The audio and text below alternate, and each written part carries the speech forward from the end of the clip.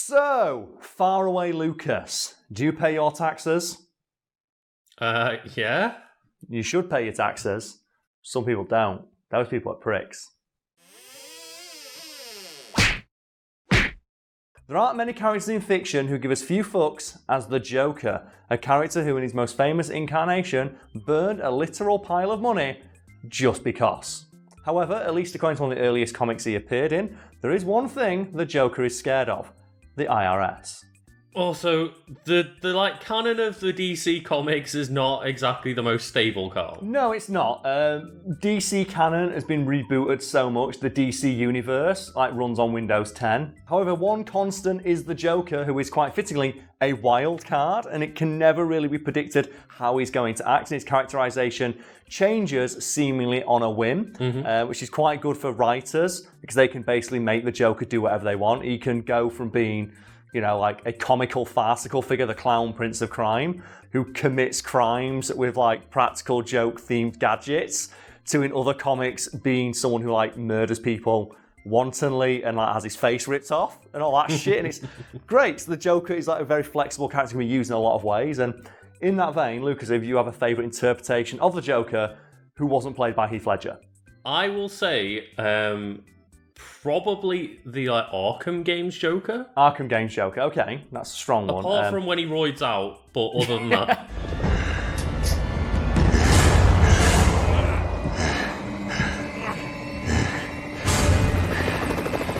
A version of Joker I quite like is the Joker in the Telltale Batman games. Oh, okay. And it's a really interesting take on that Joker because they have it where it's Harley Quinn is the one who makes Joker go crazy, not the other way around. Oh, right. And he's crazy because he's trying to impress Harley Quinn because he has a crush on her. And in that game, Joker is your friend. And he's really happy to be your friend. And it's super fucking cool. You have a bit where you have a pretend date with the Joker and you're pretending to be Harley Quinn. And he's fucking awesome. Hi, John. I like hiking. Do you like the outdoors? Why don't you love me? It's a really interesting take on the characters. It's not the best, but I just think it's interesting, and that alone makes it worth talking about. I mean, yeah, interesting is one thing with the Joker, isn't it? Because we did get that Jared Leto one. Yeah, nothing sums up how hard Jared Leto missed the mark when he played the Joker, more than the fact he made him a weirdly sexual figure.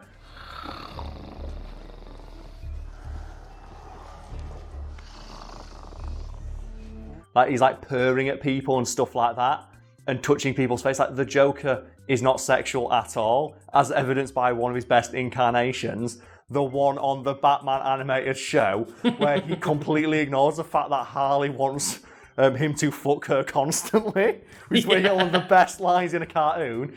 What's up, Mr. J? Do you not want to ride your Harley? And he could not give less of a fuck about it. Oh, come on, Puddin'. Don't you want to rev up your Harley? Vroom, vroom.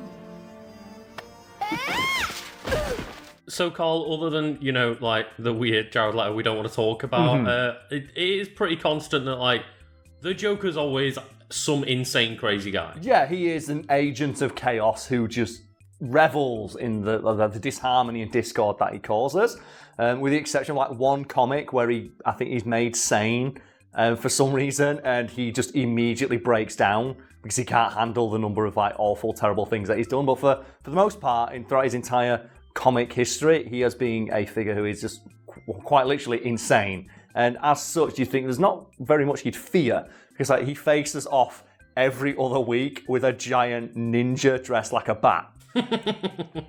Every other week, he gets into a fist fight with the greatest martial artist on earth every other day. Yeah.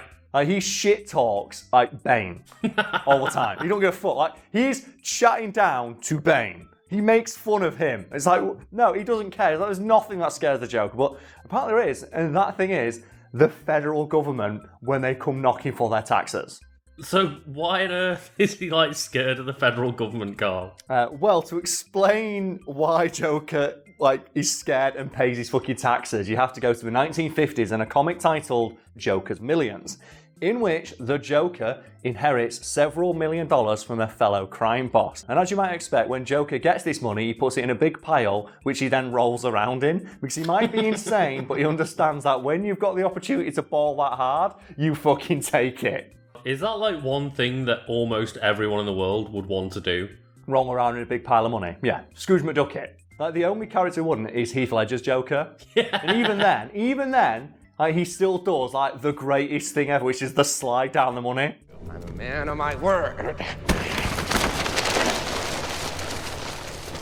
Even when he doesn't care about money, he still wants to play with it. Yeah. And just the money slide, man. That's like the most baller thing I've ever seen. Like, that's in a series as well, where Batman buys a hotel so he can make strippers or supermodels dance around in the pool half naked. Yeah. And the Joker outballs Bruce Wayne. That's how you know it's good. Anyway, the twist of the story is that all of the money that Joker inherits is actually fake. It's not real money, and it was actually a joke played on him by that crime boss, which is a problem for the Joker because the IRS thinks the money is real and tax him accordingly to the tune of $2 million, which puts the Joker in a very awkward predicament. Either tell the federal government the money isn't real, it's counterfeit, and not pay that tax bill, but that will then let the criminals of Gotham know that the clown prince of crime, the ace of knaves, had a trick played on him and fell for it. Mm-hmm. He can go to federal prison for tax evasion because he hasn't got any money to pay the bill, which he doesn't want to do, or go back to a life of crime because he quits crime when he gets this money, and then steal the money to pay the bill so no one knows that he got tricked. And of those three options, Joker chooses option 3 because he's that scared of going to jail. So, Karl, you said the Joker isn't even scared of Batman or Bane. Why would it be scared of jail? Well, there's never been an official explanation, but there is a really good fan theory that I am inclined to believe, and that is that there is no defense of insanity for financial crimes, such as tax evasion. Crazy people still have to pay their taxes. And the theory is that the Joker knows this and knows that if he goes to court for tax evasion, he will go to jail. Not Arkham, because you might be thinking, well, Arkham sounds awful, why would you want to go there? Arkham is for the criminally insane. So Joker can use his insanity defense, and that is generally seen as a lighter sentence. But if he gets done for tax evasion, he's going to big boy prison. He's not going to Arkham, he's going to fucking Supermax. And he does not want that because he's not getting out. The theory continues that that's why the Joker doesn't give a shit if Batman catches him, because Batman's a vigilante. A vigilante can't provide evidence in a court case. Right. And the police can't use any evidence Batman gets because all that's going to happen in court is, so where did you get the evidence that my client, Mr. Joker, did this crime? Well, a man dressed as a bat who beats people up left it on our front doorstep. Yeah, okay, we're throwing this court case out. Yeah. Also, my client is clearly insane. He's dressed like a clown.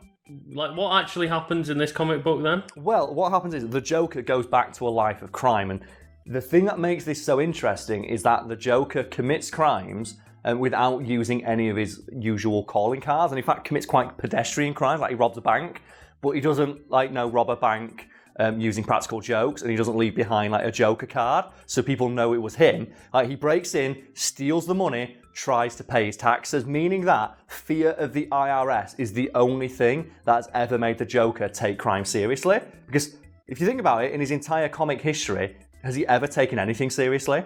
Even in the Nolan films, which are more grounded, the Joker commits crime just because he can. There's never a reason for it. He does it just, to sow chaos. Yeah. But when the idea that he might have to pay his taxes comes a knocking, he's like, I better be serious, I've got to be a proper criminal now. And that's great. And, while admittedly, this story is from the 1950s, it has been alluded to multiple times over the years, most notably in the new Batman Adventures, which features an episode based on that comic, where you have the great Mark Hamill uttering the iconic line where the IRS come in and look, I might be crazy, but even I don't fuck with the IRS, or something to that effect. It's yeah, makes sense. I'm crazy enough to take on Batman, but the IRS, no, thank you. Even the Joker knows that you got to pay your taxes. Those guys got Al Capone, they can get anybody. So far away, Lucas, this video was mostly about the Joker, the arch enemy of Batman. So in that vein, do you have like a favourite arch enemy of a hero in fiction, like besides the Joker? He's a bit of an enemy and a bit of a frenemy at times, but I've got to say Venom. Venom. Oh man, I love Venom. I love that. Like the Joker, because he's fucking insane, they can do whatever they want with Venom. Like, he can be like a psychopathic mass murderer in one comic, and in another one, he can be a comedic foil.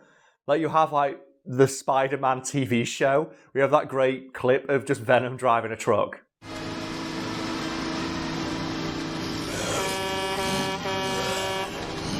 The idea of just Venom driving a truck super funny to me.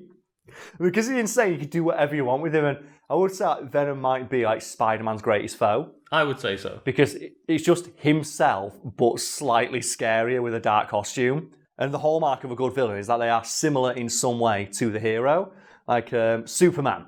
I really like Lex Luthor as a villain. Yeah. And the idea that the world's most powerful man, who's his enemy? Like, who can possibly stand up to like this nigh godlike being who can like move planets and fly through mountains? Just a really smart guy. He's not a physical threat, but due to his intelligence and his humanity and how he's able to use that, he is a threat to Superman like, on a bi-weekly basis, and I love that. Mm-hmm. It's the fight, like who can threaten Superman? Just a corrupt politician. Great, awesome. That's all it is. Just a fucking corrupt politician. And then he becomes president. Like speaking of like, you know, just corrupt leaders, I think Doctor Doom's got to be up there. Oh yeah. Like the arch rival of the Fantastic Four, more specifically Reed Richards. And the idea we've talked about before that Doctor Doom is such a smug, arrogant prick that he does things just to piss off Reed Richards, such as curing Benjamin Grimm, the Thing, of being the Thing, and then turning him back into a rock monster just because he knows Reed Richards can't. And it's like, oh, that's so cool. That's such a dickish thing for a villain to do. The Fantastic Four being tied to Doctor Doom means that we haven't been able to have any good Doctor Doom in so long. Yeah. I just want a megalomaniac dickhead swanning around in a metal costume with a cape on. Is that so much to ask? I just want a smug, charismatic Doctor Doom just waltzing into scenes and just chewing on the scenery. Literally, yeah. I don't care. If he chewed, I'd believe it. I'd be up there or for him gnawing on every corner of the scenery and firing lasers from his hands and flying around on a throne while calling people like peons and ants. It's great.